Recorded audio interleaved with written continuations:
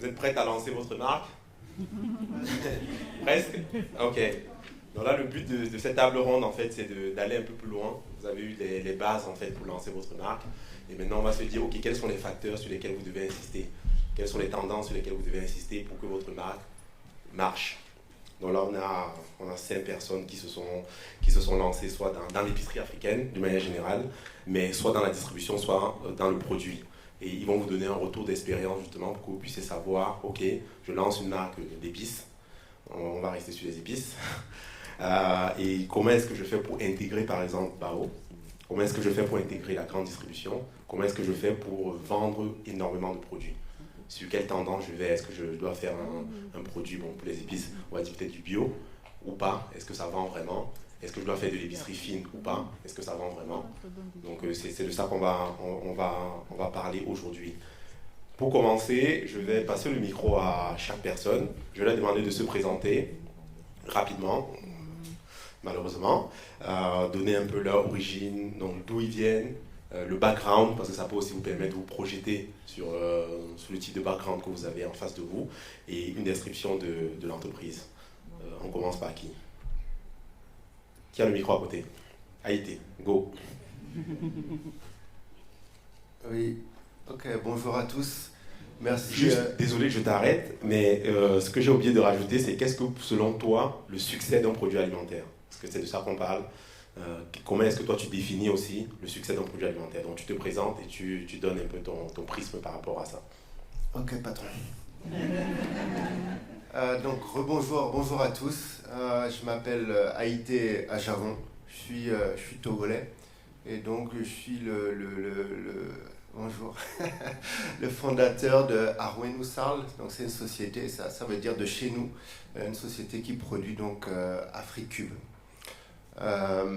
Mon background rapidement, je suis né en France, j'ai grandi ici. Après la fac, je suis parti aux États-Unis une dizaine d'années à New York pour me chercher. Et c'est là, je pense que j'ai appris beaucoup de choses dans l'entrepreneuriat. Et ensuite, je suis revenu en France et j'ai fait 10 ans dans une carrière de chef de projet informatique dans l'infrastructure bancaire. Et le but pour moi, c'était toujours de retourner au pays, mais avec un projet créateur de richesse, pas juste importer quelque chose et le revendre. Et donc, j'ai eu l'idée je consommais le cube, hein, on va dire comme 99% de nos populations en Afrique centrale, en Afrique de l'Ouest. Et j'ai vu une publication un jour qui parlait des méfaits du cube. Et c'est là que je me suis vraiment intéressé. Et je me suis dit, mais pourquoi on n'a pas notre propre cube qui serait bon pour la santé et en même temps on gagne de l'argent avec. Et on valorise nos matières premières. Et c'est là que tout est parti. Et j'ai commencé donc à faire cette recherche. Et je suis parti au Togo il y a maintenant 6 ans que j'ai commencé cette aventure. Et bon, j'en reparlerai peut-être après de mon expérience, mais voilà un peu pour la petite histoire. Donc, j'ai aucun background en agroalimentaire, en cuisine ou autre chose.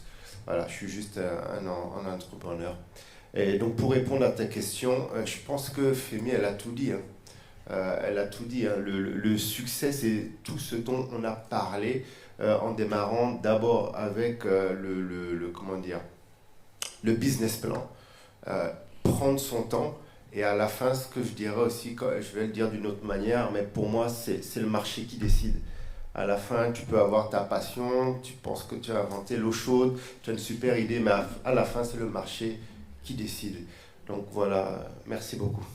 Merci Haïté. Non, c'est bon. Je vais être un peu taquin, en fait, et dire qu'il n'y a que Kossi qui a répondu à ma question. mais c'est très bien parce qu'on va en parler dans la suite. En fait, du coup, ils ont un peu anticipé le point de vraiment quels sont les conseils qu'on peut donner à des personnes qui veulent se lancer dans l'épicerie africaine. Donc, c'est la question à laquelle la plupart d'entre elles ont répondu. Et moi, ce que je voulais savoir, c'est vraiment comment on définit le succès. Qu'est-ce qu'on veut dire quand on dit qu'un produit a réussi, c'est quoi? Et on va en parler par la suite, de toute façon. Pour la suite, on va parler des tendances. On va pas forcément s'attarder trop dessus, mais on voit pas mal de tendances aujourd'hui. Le bio, le sans gluten, le naturel, les super aliments, le vegan, l'éco-responsable, l'éthique.